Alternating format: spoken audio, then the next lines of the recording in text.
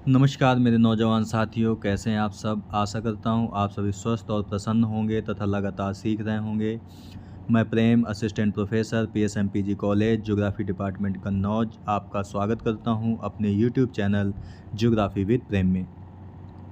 दोस्तों, इस वीडियो से पहले हमने बात की है आपसे कि उद्योग क्या होते हैं, उद्योग के प्रकार क्या होते हैं और उद्योगों को प्रभावित करने वाले कारक कौन कौन से होते हैं। ठीक है दोस्तों, आज हम आपसे बात करेंगे कि उद्योग किस स्थान पर लगाया जाए ताकि लाभ अधिक हो तथा लागत कम हो। इस बारे में हम चर्चा करेंगे आपसे। ठीक है, तो चलिए शुरू करते हैं आज का लेक्चर। उद्योग की स्थिति क्या हो जिससे लाभ अधिक और लागत कम हो।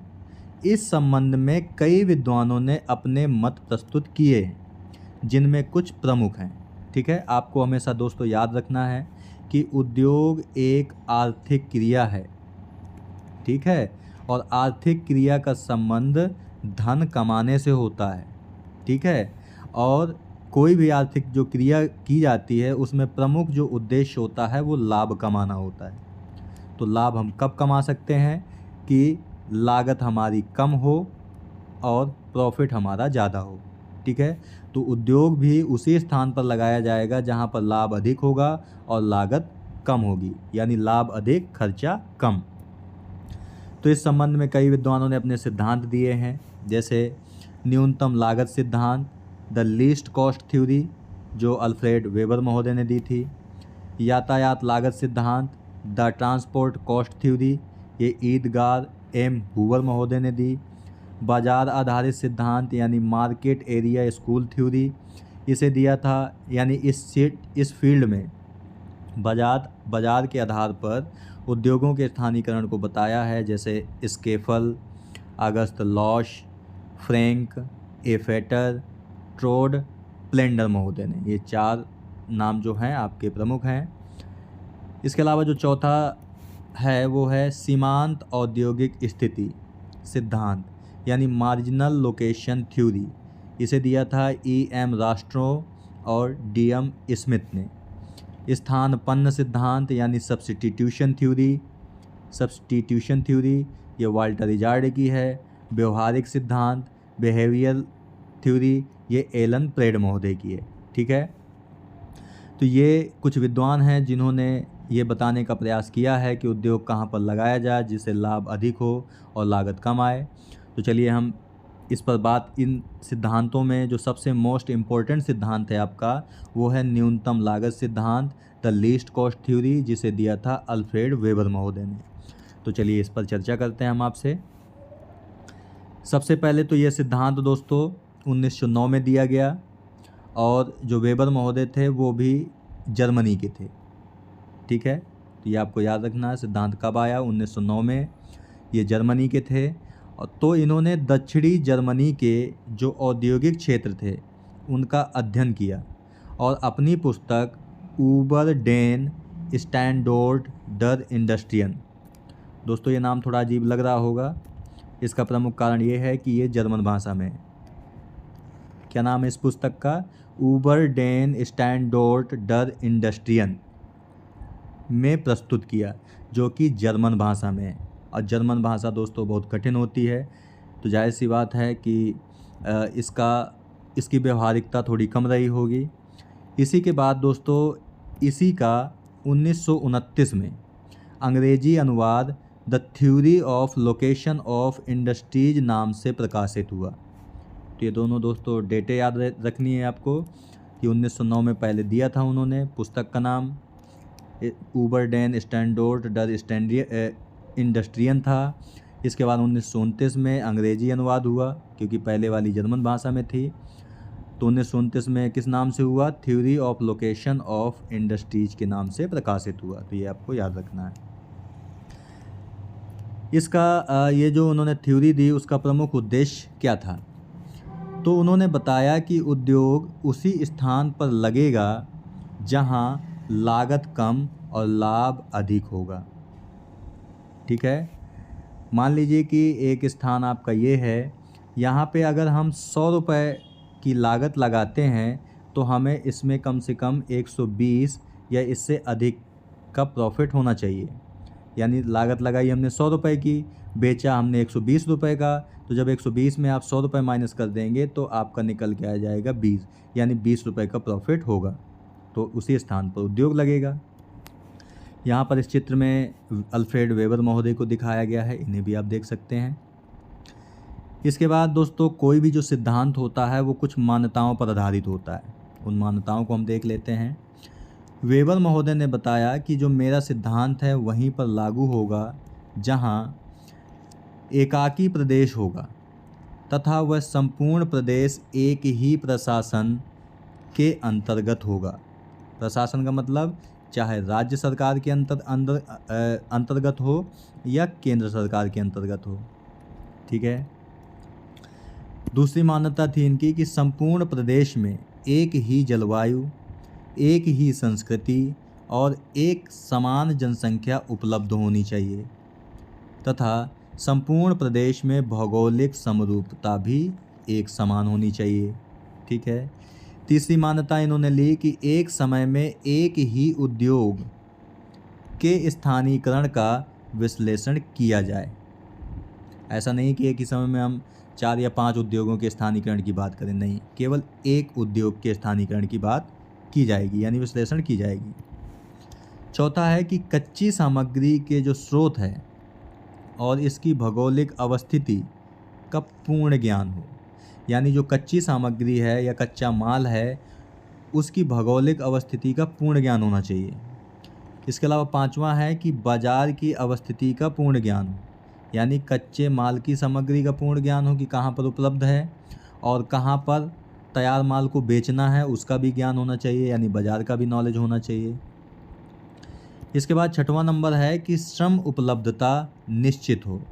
यानी कि जो मजदूरी पर काम करने वाले लोग हैं वो निश्चित होने चाहिए और उसकी भी पूर्ण जानकारी होनी चाहिए।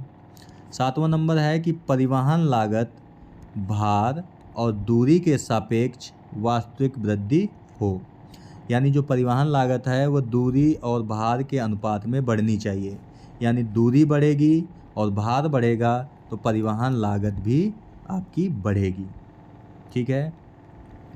अब इन्हीं मान्यताओं के आधार पर अब उन्होंने क्या सिद्धांत दिया है उसे भी हम देख लेते हैं। वेबर के अनुसार औद्योगिक स्थानीयकरण सिद्धांत को न्यूनतम परिवहन लागत सिद्धांत भी कहते हैं। तो ये भी दोस्तों आपको याद रखना है कि न्यूनतम परिवहन लागत सिद्धांत है, यानी दी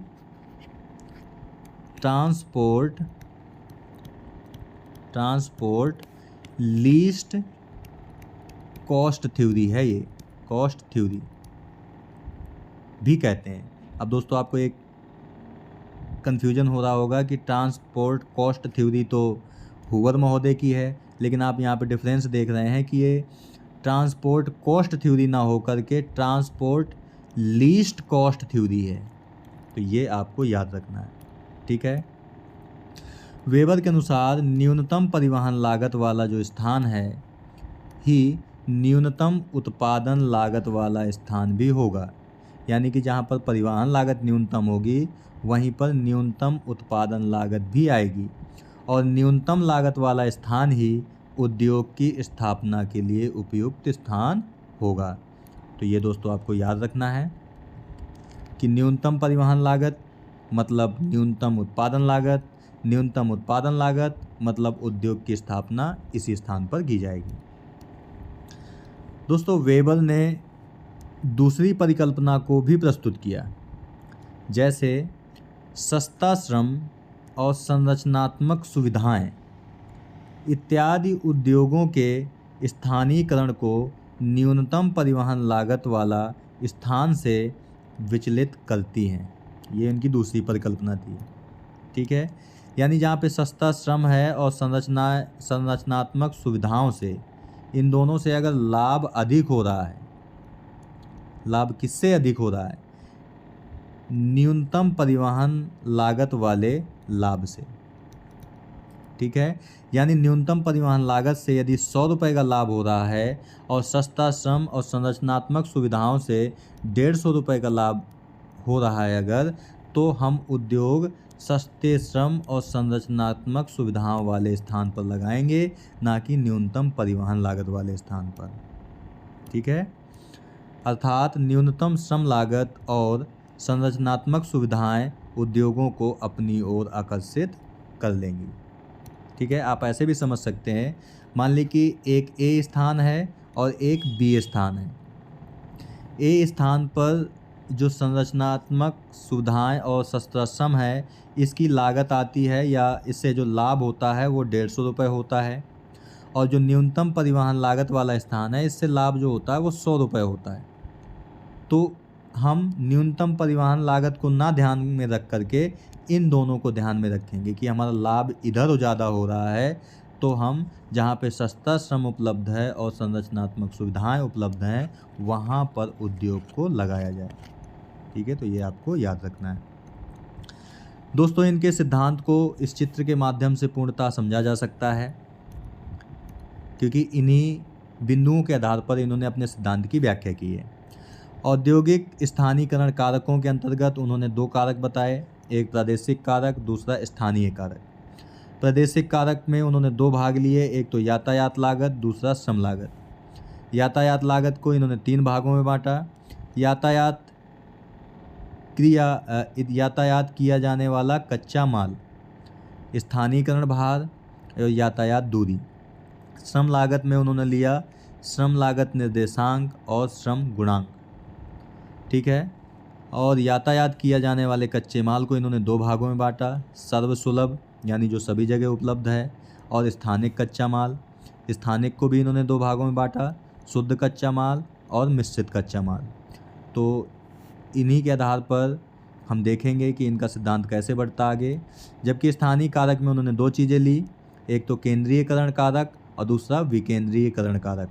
इनके बारे में भी हम चर्चा करेंगे। तो चलिए आगे बढ़ते हैं और इनके सिद्धांत को और भी देखते हैं। इसके पहले सबसे पहला है आपका स्थानीयकरण मॉडल। ऊपर वर्णित मान्यताओं और परिकल्पनाओं के संदर्भ में वेबर ने उद्योगों के स्थानीयकरण की 2 परिस्थितियां बताईं। ठीक है, कितनी परिस्थितियां? 2। प्रथम स्थिति में बताया जब एक कच्चा माल पर उद्योग आधारित हो, यानी कि पहली कंडीशन उन्होंने रखी कि एक कच्चा माल है। दूसरी कंडीशन उन्होंने रखी जब एक से अधिक कच्चा माल है। ठीक है, यानी जब एक कच्चा माल हो तो उद्योग कहाँ पे लगेगा, और जब एक से अधिक कच्चा माल है तब उद्योग कहाँ पे लगेगा। इन्होंने 2 परिस्थितियाँ ली। तो सबसे पहले बात करते हैं हम प्रथम परिस्थिति की, यानी पहली दशा जिसमें एक बाजार है और एक ही कच्चा माल है, यानी R1। ठीक है, एक बाजार और एक कच्चा माल। जब दोस्तों एक कच्चा माल पर आधारित उद्योगों का स्थानीयकरण की 3 प्रवृत्तियां बताई उन्होंने, यानी जब एक बाजार और एक कच्चा माल उपलब्ध है तब उद्योग कहाँ पर लगेगा, उसका उन्होंने 3 प्रवृत्तियां बताई हैं। कौन कौन? पहली है कि वैसा उद्योग जिसका कच्चा माल सर्वत्र उपलब्ध है, यानी एक ऐसा उद्योग है जिसमें जो कच्चा माल लग रहा है वो सभी जगह अवेलेबल है, सभी जगह पाया जाता है। तो जो उद्योग है आपका दोस्तों, उसकी स्थापना बाजार के केंद्र में होती है, यानी कि कहाँ पर उद्योग लगेगा, वो बाजार के पास लगेगा। कब? जब कच्चा माल सर्वत्र उपलब्ध है, क्योंकि वहाँ पर परिवहन लागत नगण्य होगी, यानी परिवहन लागत का कोई मतलब नहीं रह जाएगा। जैसे जूता मरम्मत वाले उद्योग हैं या छाता मरम्मत वाले उद्योग हैं, वो सब बाज़ार के आसपास ही लगते हैं। इस चित्र में भी आप दोस्तों देख पा रहे होंगे कि एक ये पूरा एरिया है और इसमें ये तिरछी लाइनों के माध्यम से बताया जा रहा है कि जो कच्चा माल है वो सभी जगह उपलब्ध है, तो जो उद्योग है वो बाज़ार के पास लगेगा। कच्चे माल की सर्वत्र उपलब्धता, तो औद्योगिक स्थापना का केंद्र बिंदु यानी कि बीच में लगेगा, यानी बाज़ार के पास लगेगा। अब दूसरी परिस्थिति क्या है कि कच्चा माल अशुद्ध है तथा वह स्थानिक भी है, ये दूसरी कंडीशन है। तो ऐसी स्थिति में उद्योग की जो स्थापना है वो माल के केंद्र में होगी। माल के केंद्र में कहने का मतलब है कि जहाँ पर कच्चा माल उपलब्ध होगा वहीं पर उद्योग लगाया जाएगा। ठीक है। मान लीजिए कि कच्चा माल आपका इस जगह प्राप्त हो रहा है, तो जो उद्योग लगेगा वो इसी के आसपास लगेगा, जबकि मार्केट यहाँ पर है तो वो मार्केट के पास नहीं लगेगा, उद्योग कच्चे माल के पास ही लगेगा। ठीक है। कब? जब कच्चा माल अशुद्ध और स्थानिक है। क्यों ऐसा होगा? क्योंकि परिष्कृत सामान की ढुलाई कच्चे माल की ढुलाई की तुलना में परिवहन लागत कम होगी।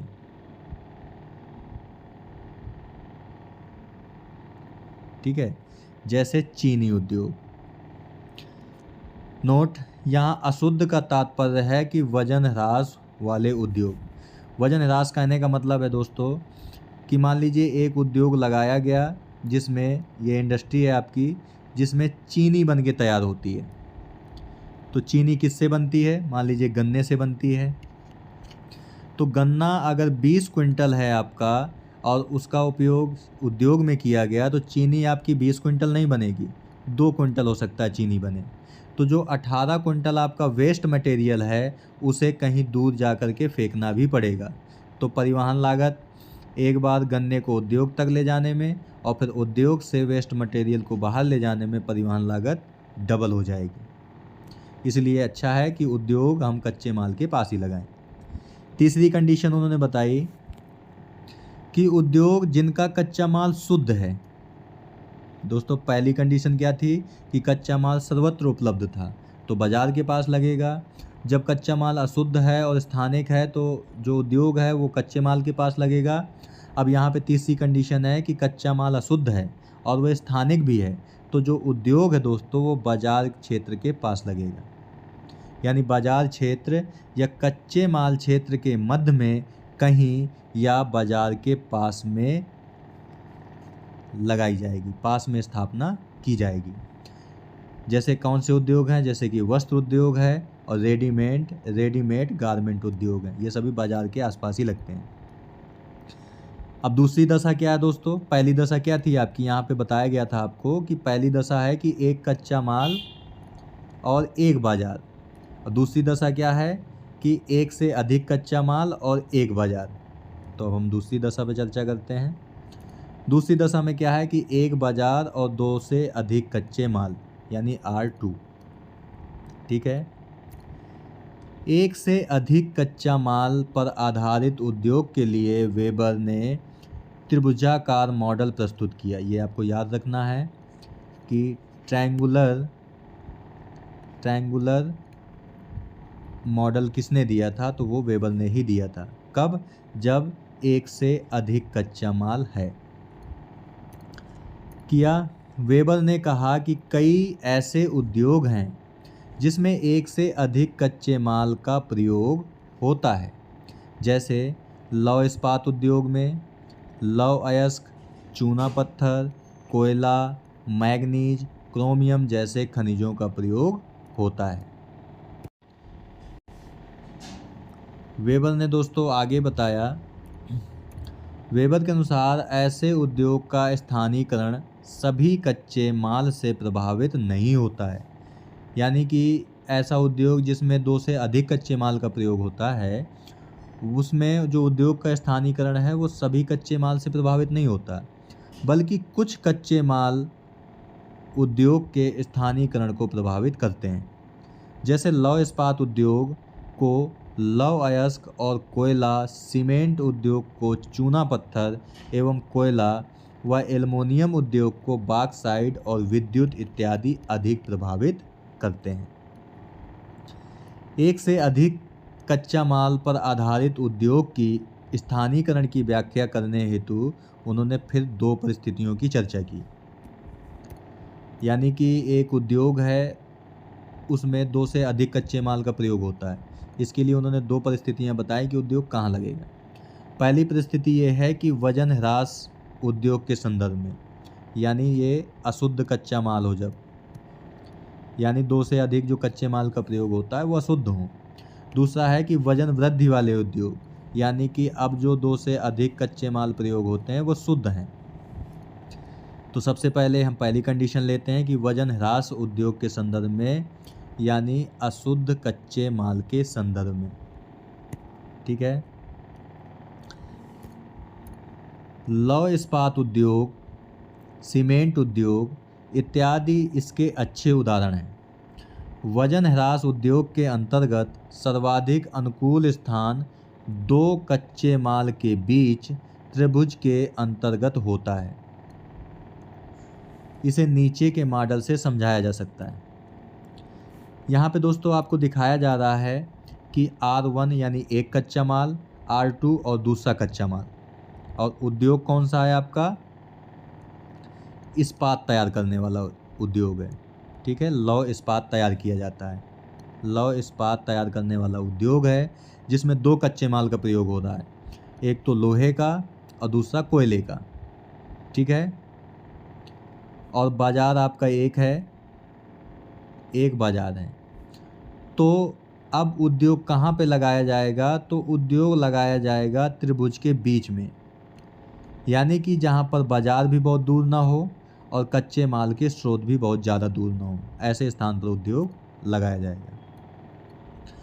वेबर ने अपने त्रिभुजाकार मॉडल में बताया कि अगर उद्योग वजन ह्रास वाला है तो उसका स्थानीकरण कच्चे माल के क्षेत्र के नज़दीक होता है। यानी कि ऐसा उद्योग जिसमें अशुद्ध कच्चे माल का उपयोग होता है, तो अच्छा यही होगा कि उद्योग को हम कच्चे माल के क्षेत्र में लगाएं, जैसा कि इस चित्र में दिखाया गया है। R1 R2 यानी R1 कच्चा माल, R2 कच्चा माल। ठीक है, तो हम, और बाजार आपका एक है, तो हम उद्योग R1 या R2 के पास लगाने की ज़्यादा कोशिश करेंगे, और इन दोनों में भी जो ज़्यादा अशुद्ध होगा उसकी ओर ज़्यादा लगाएंगे। यानी R2 मान लीजिए ज़्यादा अशुद्ध है R1 की अपेक्षा, तो उद्योग फिर यहाँ पर लगेगा, और यदि R1 ज़्यादा अशुद्ध है तो उद्योग फिर यहाँ पर लगेगा, यानी लगेगा त्रिभुज के बीच में ही। ठीक है, तो ये आपको याद रखना है।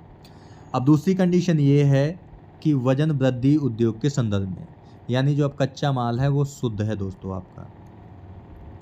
ठीक है, तो अब ऐसी स्थिति में क्या है, वेबर ने वजन वृद्धि वाले उद्योग के स्थानीयकरण की व्याख्या करते हुए बताया कि ऐसे उद्योगों का स्थानीयकरण भी त्रिभुजाकार मॉडल के अनुरूप ही होगा, लेकिन ऐसे उद्योग नगर से नज़दीक होते हैं। नगर कहने का मतलब है दोस्तों बाजार, यानी ऐसे उद्योग बाजार के पास होंगे, जैसे बेकरी उद्योग, सौंदर्य प्रसाधन उद्योग और वस्त्र उद्योग। ये लगेंगे तो बीच में ही, लेकिन बाजार के पास लगेंगे। जैसे R1 ये कच्चा माल है, R2 ये कच्चा माल है। ठीक है, लेकिन ये दोस्तों कैसे कच्चे माल हैं, ये शुद्ध हैं। अगर शुद्ध कच्चा माल है तो आप देख पा रहे होंगे चित्र के माध्यम से कि जो उद्योग है आपका वो बाजार के पास लगा है, ना कि कच्चे माल के पास में। ठीक है, तो ये भी आपको याद रखना है। ठीक है, आगे देखते हैं। वेबर ने स्वयं ये बताया कि ऊपर वर्णित उद्योगों के स्थानीयकरण में दो कारण विचलन हो सकता है, यानी दो ऐसे कारण हैं जो विचलन पैदा कर सकते हैं, और दो हमने आपको बताए भी थे, एक श्रम प्रभाव और दूसरा है आपका एग्लोमरेशन यानी कि सामूहिकरण या संरचनात्मक सुविधाएं। वो दो ऐसे कारण हैं जो उद्योगों के स्थानीयकरण को विचलित कर सकते हैं। ठीक है, तो सबसे पहले देख लेते हैं हम श्रम प्रभाव के सिद्धांत को। यदि किसी स्थान पर श्रमिक अधिक सस्ते हो तो उस स्थिति में उद्योग न्यूनतम परिवहन लागत वाला स्थान पर स्थापित ना होकर न्यूनतम मजदूरी लागत वाले स्थान पर स्थापित होगा। यानी इसे आप कहने का मतलब ये है कि मान लीजिए एक ए स्थान है और एक बी स्थान है। ए स्थान पर जो मजदूरी हमें देनी पड़ती है श्रमिकों को, उसके बाद भी हमें 200 रुपये का लाभ होता है। ठीक है, एक बी स्थान है जहां पर न्यूनतम परिवहन लागत निकालने के बाद हमें 100 रुपये का लाभ होता है। तो जाहिर सी बात है कि हमें जहां पर श्रम सस्ता उपलब्ध है हम उद्योग वहां पर लगाएंगे, ना कि न्यूनतम परिवहन लागत वाले स्थान पर। ये समझ में आया होगा आपको। इस चित्र में भी आप देख पा रहे हैं दोस्तों कि यहाँ पे आइसोटिम रेखाएं दिखाई गई हैं। आइसोटिन टिम का मतलब है जो समान समय वाले स्थानों को मिलाती हैं। ठीक है, यहाँ पे आप लागत देख पा रहे हो, यहाँ पे 10 रुपये की लागत है, यहाँ पे 20 रुपये की है, 30 रुपये, 40 रुपये, 50 रुपये, 60 रुपये, 70 रुपये, 80 रुपये और 90 रुपये की लागत है। ठीक है, तो श्रम लागत यहाँ पर 200 रुपये की है और परिवहन लागत 490 रुपये की है। तो कुल लागत कितनी हो गई आपकी? 690 रुपये। दूसरी कंडीशन ये है कि माना श्रम लागत 500 रुपये है और परिवहन लागत 400 रुपये है, तो टोटल लागत कितनी हो गई? 900 रुपये।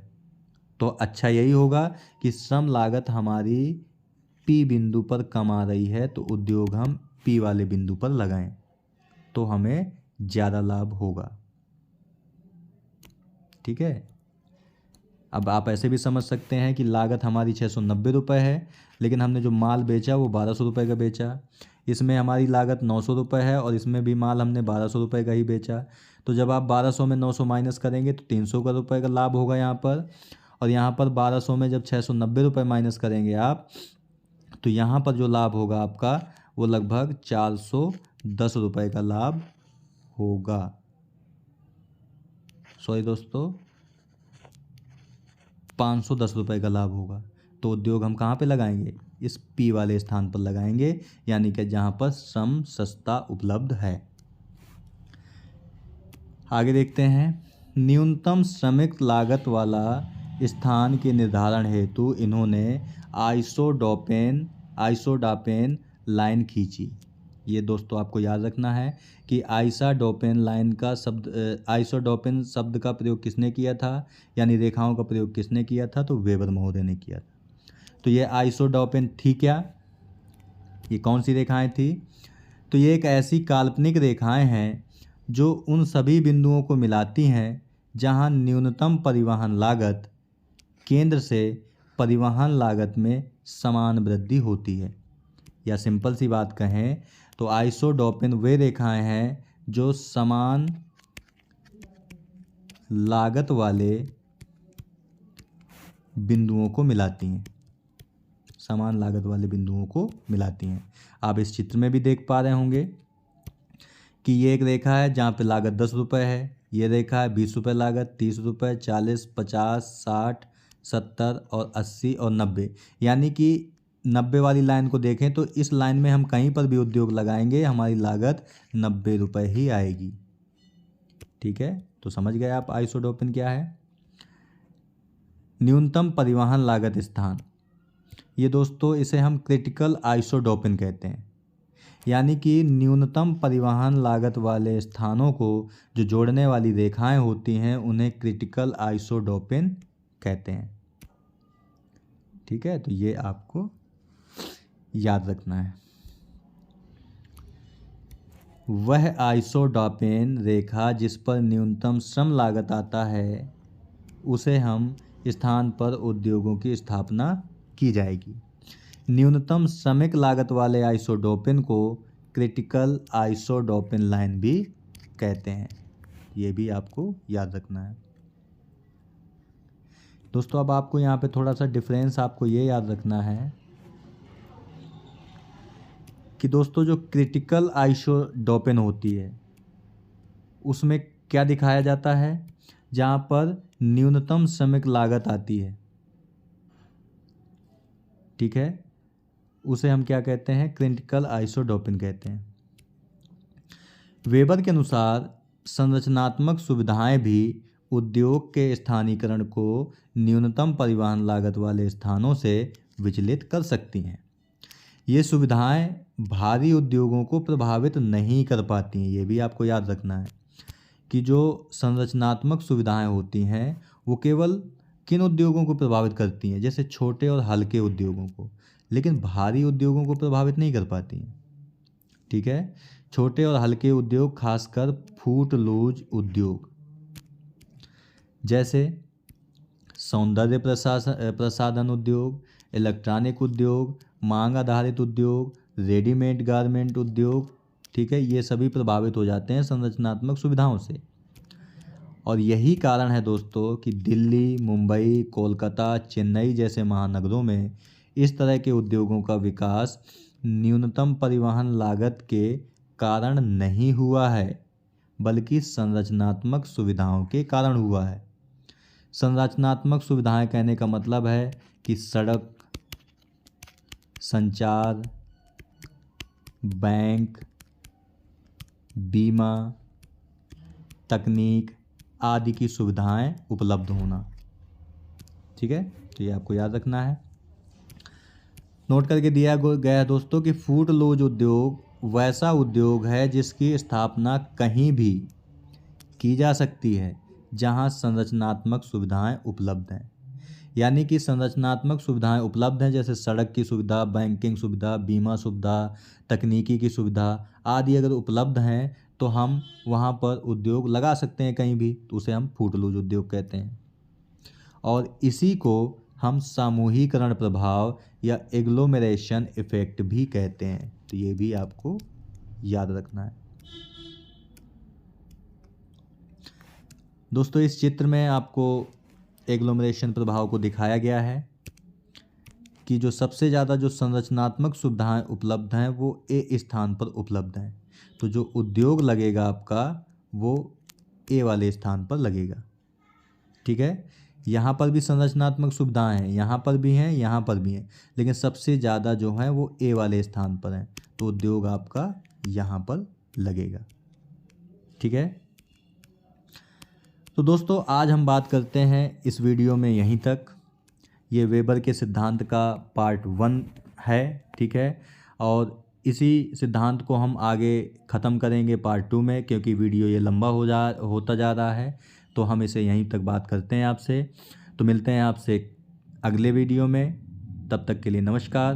आप प्रसन्न रहिए, खुश रहिए, मुस्कुराते रहिए और लगातार सीखते रहिए, कभी अपने लिए तो कभी अपनों के लिए। धन्यवाद। जय हिंद दोस्तों।